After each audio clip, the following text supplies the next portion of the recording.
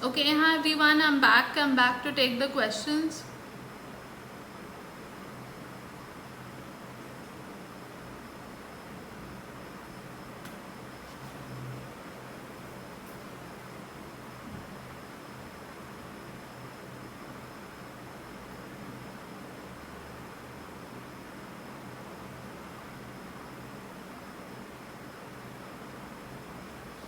Rohan, the third part of the quote is the willingness to learn is a choice. Did you get the quote or do you want the entire quote again? Yeah, the willingness to learn is a choice, right? That's so true, na? The willingness to learn is a choice. Okay, I'm just waiting till people join back in. Let's see how many people join back.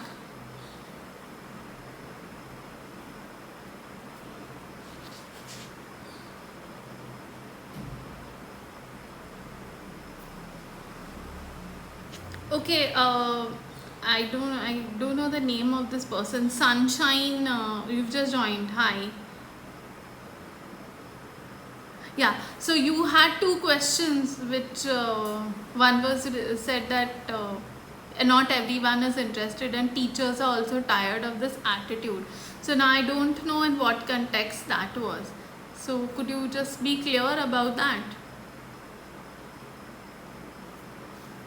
Okay, Raksha, are you there?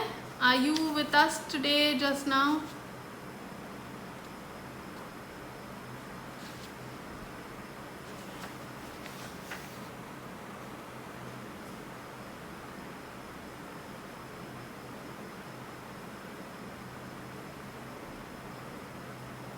Yes, yes, yes.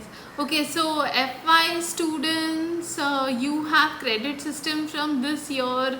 Yeah, I know. Let it go anonymous. I'm not going to tell anybody. Say whose questions these were. What questions have been said. I just want to make sure that the people who've sent me questions, they are there. So Raksha, Aditi, Rohan, you're there. Akansha, are you there? Himesh. Just wanted to make sure that those who sent me questions that I am able to answer it.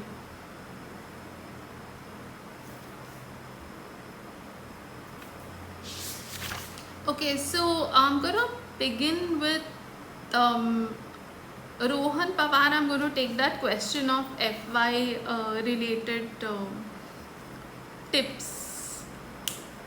Okay, so all right, so I have this question from a class 12 student. I'm not naming the person, but this person has written in saying that there's a lot of family pressure right now, and so when I read that mail, I was like, family pressure for what?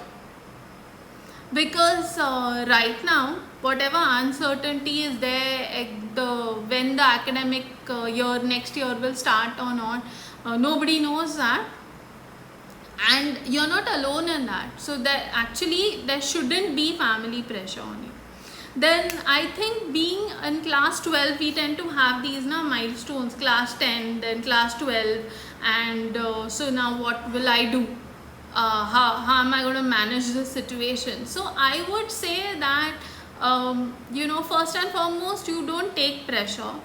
It's easy for me to say that, but that's the only way to deal with it, that you have to be calm. You have to understand that you are not alone in this, and also realize that she's like said in her mail that we won't have enough time to prepare for the exam. Now I think right now lack of time is not your biggest problem. In fact, you have a lot of time on hand, and if you are in class 12 also, you can start your studies yourself, because obviously you might be knowing what are your textbooks, what is the syllabus, or go online, look for it, approach your teachers, reach out to your vice principal and in charge or whatever, and find out your syllabus. Also, yes, the teachers themselves should be trying to think of, I'm sure they are also maybe trying to think of what they can do to simplify things for you and to reduce the uncertainty which you have, or help you to prepare better. But I would say, what is stopping you from starting your own preparation and taking things in your own hands, starting off right now yourself? I don't think there's anything which is stopping you, and I don't think anything which is there in the syllabus even up till TY, BCom or MCom is rocket science, and it is something which you cannot even initiate self-study for. Obviously, yes, you do need your teachers guiding you through the process, but it doesn't mean that okay, so far I am unable to, I cannot help myself. So please help yourself. There's lots of free resources on the internet. YouTube can be your best friend. Give the proper search to Google, and Google is going to give you the results. So please remember that there's nothing that's stopping you. Please don't look at other people to give you the green signal to go ahead and do things, okay? And of course you will have enough time to deal with preparation, because if the academic year commencement gets delayed, as right now they are just talking about it, that okay, UGC is recommending that colleges can maybe start the academic year in September instead of July as they usually do. That is also not clear up till now. So what does that mean? When the academic year is extended, your examinations will also be, the conduct of your examinations will also be extended. If that is not done, then there will have to be a system whereby the college and your teachers, the system will have to work to ensure that your classes are held or your syllabus is completed. So that should be the least of your worries right now, okay? Then I have a question from Himesh. I don't know if he's there. Okay. I have another question from Akansha. I have a question from Rohan. I have a question from Raksha. She said that she's there. So, so another question I have, which is exam related. I'm going to deal with exam related questions first, and then other stuff. People have asked me some other questions also, and I can answer that. No problem. The question raised by someone in TY is that what if university conducts examinations in MCQ format? It's going to be harder for you to answer, or it's going to be difficult. That's what's troubling you as a student. So now let us just consider that this is a very extraordinary time. The situation is extraordinary, so it calls for extraordinary action. So if you are used to a theory paper and it is not possible, supposing for the conduct of a pen and paper exam, then yes, you may have a computerized exam which may be MCQ. It may be. It doesn't mean if it's a computerized exam that it will not be descriptive type answers may not be there. But if it is there, your preparation has to be so good that you should be able to deal with it. It's not like as if BCom के syllabus पे MCQ हो ही नहीं सकता, because for accounts you have, for costing you have, for auditing you have, you already have half and half, and even for FY students now, half their paper is MCQ. So your preparation has to be that good. Why are you thinking that you will not be able to deal with it? You have to prepare accordingly. That okay, if MCQ style comes, that's why I said make very brief definitions, nuggets of concepts for yourself, formulae, all this. Your own ammunition should be ready. It should be so good. You should be loaded to face any circumstance or situation which comes before you. So whatever format of the exam is there, you have to deal with it. You have to prepare for it accordingly. Okay. Then I got a question on writing. Right? How do you write?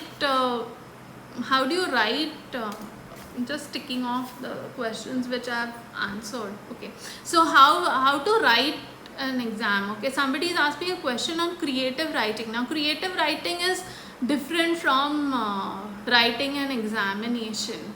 though many times the things which students write in the exam are very creative and imaginative.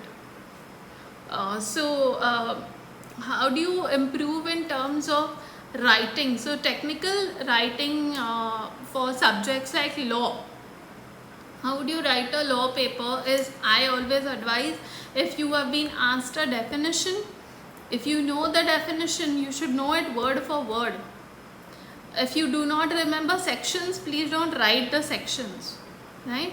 How you write a paper well is that when you are based on the question, you should be giving the answer. That is, all the points which are relevant to that question should come in your answer. And also sometimes BCom students have a habit of just writing the point, and point, say characteristics of a company is an artificial person, it has a common seal, it is created by law, whatever, it has perpetual succession, separate entity. They'll write those points and inside you have written rubbish. So your explanation has to be good, it has to match or do justice to the question which is being asked. So just by writing those points, you cannot be I'm writing those points and I should get marks for that. That's not the way to write the paper. Also, I would say when you get the question paper, please, this might seem like something very trivial, please spend some time reading the questions properly. Also, start off with not with question 1, the answer to question 1. Start off with the answer which you know best, because that is the first thing the examiner is going to look at when he or she opens your paper to correct. So your beginning has to be good, it has to be, put your best foot forward. So go that way, start with what you know best, and well, if your preparation is so good that you know everything very well in the exam, then you can start from question 1. Also start, number your questions properly, the answers, check, double check, start off new question on a fresh paper, fresh sheet of paper, spend some time highlighting your points, make it easy whenever you write anything, whether it is a question paper, whether you're writing in your journal, whether you're writing anything else, you're writing a letter, you have to keep the reader in mind. You have to make sure that that person is able to understand easily and you make a good impression, because there you're trying to score marks there. Okay, so also I had another question regarding how to organize points when you're writing. So my way of doing it is that I'm always thinking, ideating all these things, and in a day I write many things many times. So you start making a list of your points on your phone, in your notes, or you make it in a book, and then you keep building on it. You might have to revise it, you have to see how logically you're arranging it for the other person to understand or not. That you have to look at always. So how to organize points? Well, organizing points for say when you're writing an essay, obviously is different from writing a letter, is different from writing an answer for a question in the exam. So depending on what you're dealing with, you have to write accordingly. Okay. Also, now other questions. I have a question from someone, how to appear for an interview with confidence. Okay, so I just want to mention, I've written to my TY students, many of you know, some of you may be knowing this, I have a podcast, it's the links are there in my bio on my Instagram profile. So I have a self-development podcast, it's called Illuminate. It's available across Anchor, Spotify, Overcast, Pocket Cast, many, about 6-7, Google Podcasts, Breakers, Radio Public, all these things. And it is created for this purpose, to help students, mainly to help all people to become better versions of themselves. But it's a lot of that content is created for students, and it has been created because my students pushed me to do it. They've been after me, really after me. Okay, so I think the lockdown just gave me that final push, that okay, chalo, now you have to do it. So if you I've done an entire episode on how you can become more confident. So I would just like to say this to the person who has asked me this question, that nobody else can give you confidence. It is not that confidence is available for sale in a shop or something like that, and we can go and purchase it, or somebody else will give you confidence, like your parents, your siblings, your friends. Nobody else can give you.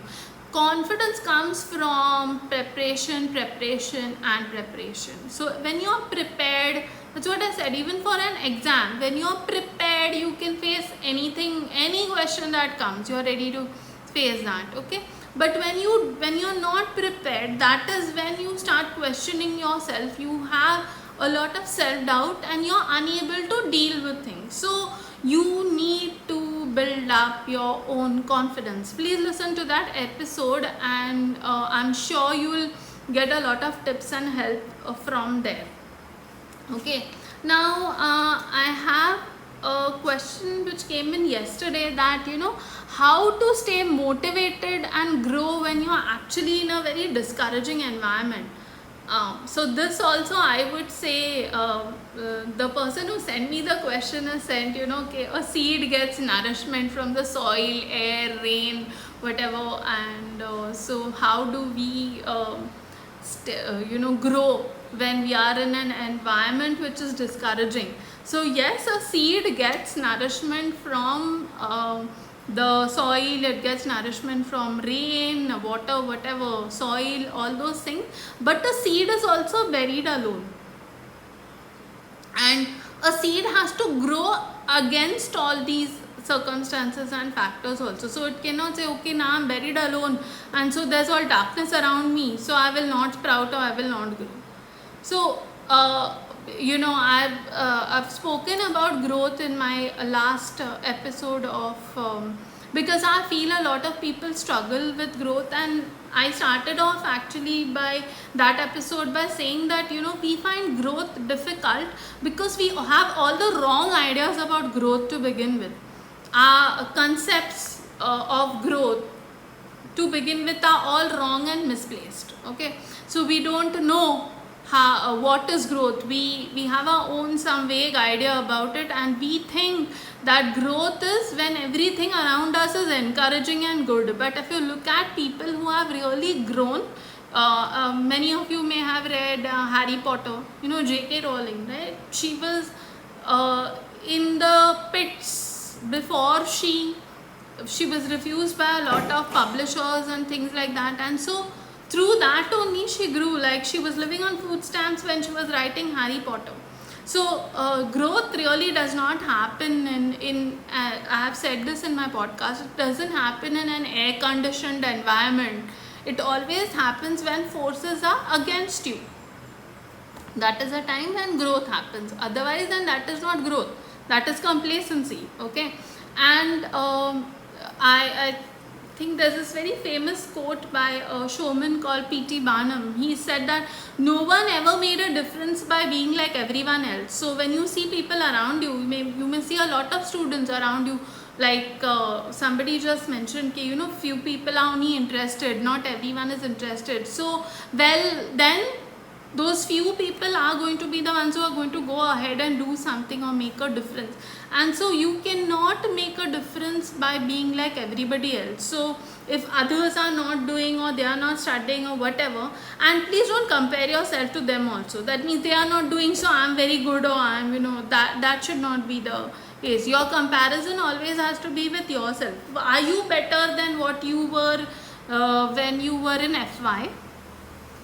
Are you better than what you were 1 week ago? Are you better than what you were yesterday?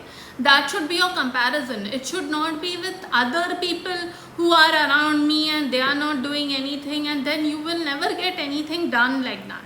Okay, so that is I hope I've answered that question. The person who's raised the question would be able to tell me better. Okay, so that those questions I have answered. I have answered how to appear for an interview with confidence. And okay, so one more aspect of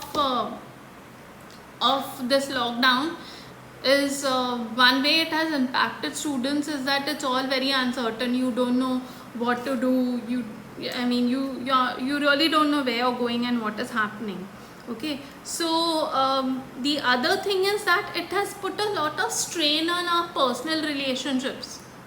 Okay, so obviously since all of us, any family, okay, first let us clear this misconception. There is no normal family. Every family has their own set of dramas and own set of problems or whatever. Okay, the degree may be different, but everyone has their own idiosyncrasies and quirks and problems and little aches and pains and all those things. Okay, right.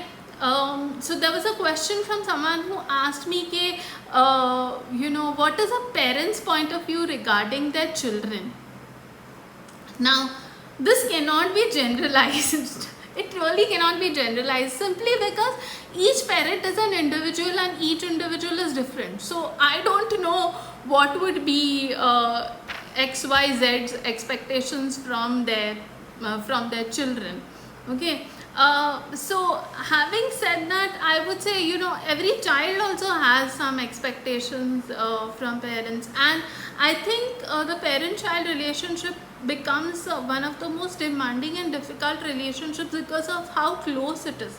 Like, our parents are the reason why we are here, or our children are the reason why we are the reason why our children are here.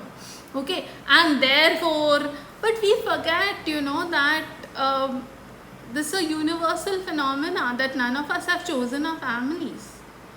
They are not only our parents, they are teachers. They are first teachers in life, always are our parents, and many of the lessons which they teach us are not always good. But I would say that now, today, I can say this after a lot of having seen many things, that whatever may happen, whether it's good or bad, that learning or that experience is necessary for you at that point of time. That is why you are having it. So if you are having a difficult relationship with your parents, then probably that is required for you to grow as a person or as an individual. Also, you need to realize that, I've said this earlier to some of my students, that most of our suffering in life comes from this, that because of our relationship with XYZ, we think that XYZ treatment of us has to be a certain way. So and so is my father or my mother, and so that is why I expect them to behave or treat me in this manner. And they also might be having similar expectations. But finally, every individual they have their own level of self-development. They have their own set of experiences. We don't know, our parents might be victims of wrong thinking and ideas of their parents, which they have taken in and percolated inside them. They don't know anything different.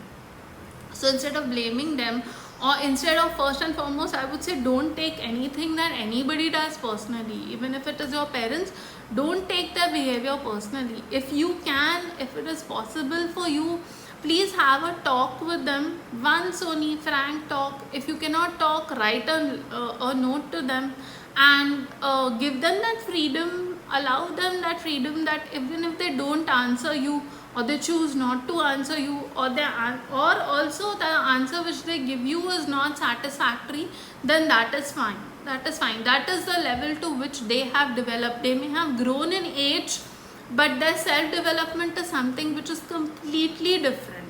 So maturity does not come with age. So you need to realize that. And obviously every relationship is two ways.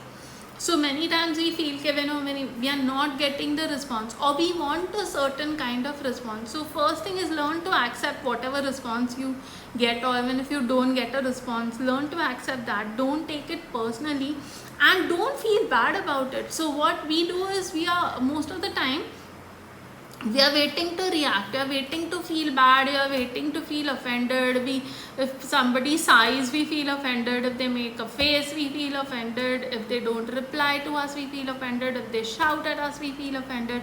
Okay, so is everyone with me?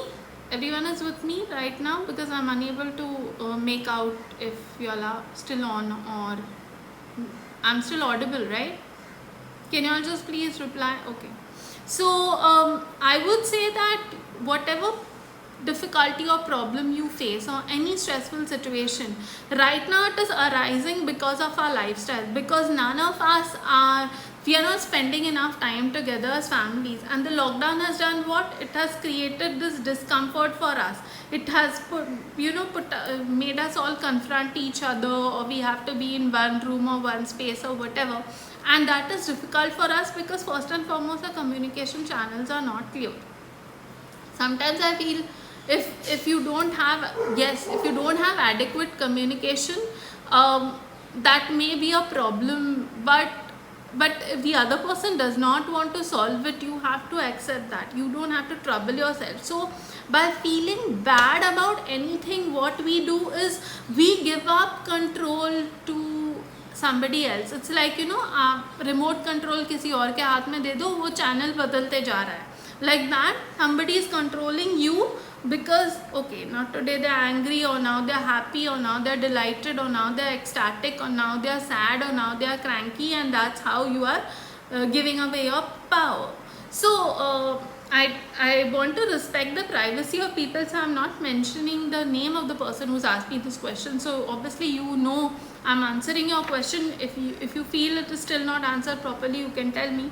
So I would say the good thing I felt by reading the email was that this person realizes and acknowledges that there is a problem. So that shows immense maturity, even if the elders in the family are not exhibiting that maturity. And you've also asked me how you can improve in your relationship towards your parents, and I think that is so nice on your part, that you think all the improvement has to be done, or majority of the improvement, or if anyone has to improve it, that improvement has to come from you. So I think you've already advanced on the ladder of self-development, where you realize you're not blaming anybody, or you're trying to make changes in yourself, which is a good part. Okay, so I would say that there's no one fixed formula as to how you can deal with toxicity at home.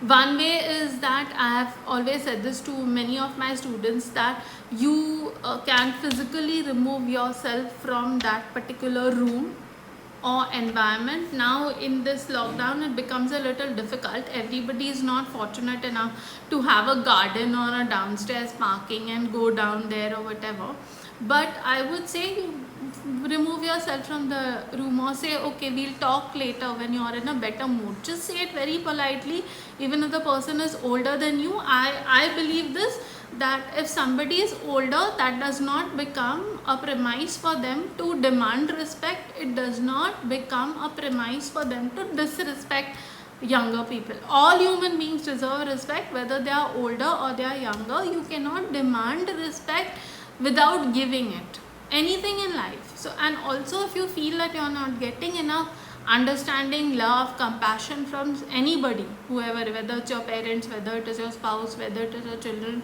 it may be anybody, it's like you can't give away what you don't have. If they don't have that, how can they give it to somebody else? And most of the time, please remember that people who trouble others, they're suffering within. They don't know how to deal with it. That's why it comes out on others. And usually the softest target for people is their children. Children who cannot hit back. They have no choice. They are, you have to put up with it. So that is the softest target. Okay, so one question which remains, I'm going to check if there are any more.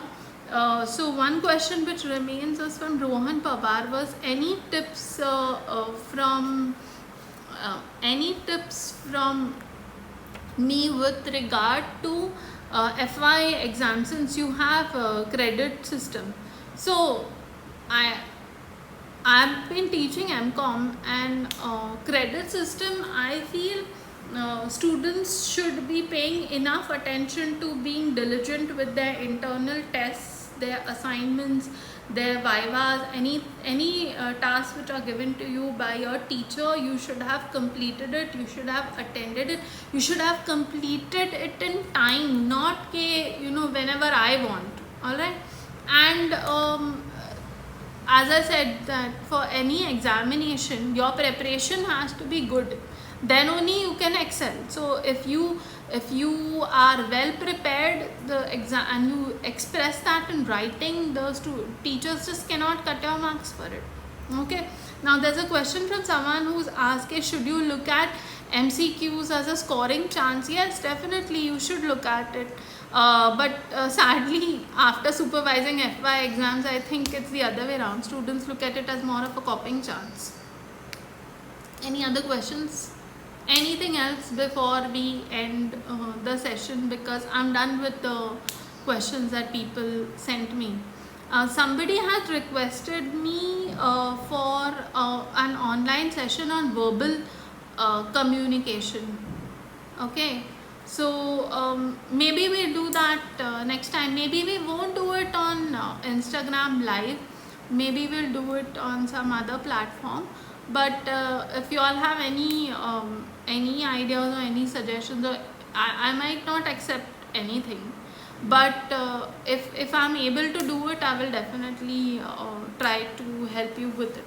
So do let me know any questions before we sign off for today.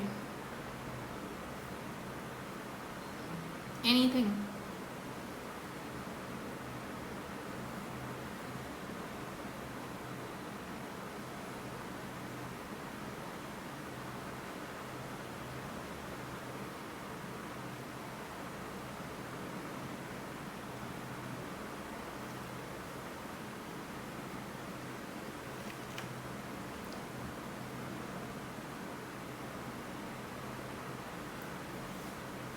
Okay, so if there's nothing, I'd just like to thank everybody, whoever joined in today, for joining in, and have a nice day. Thank you for joining.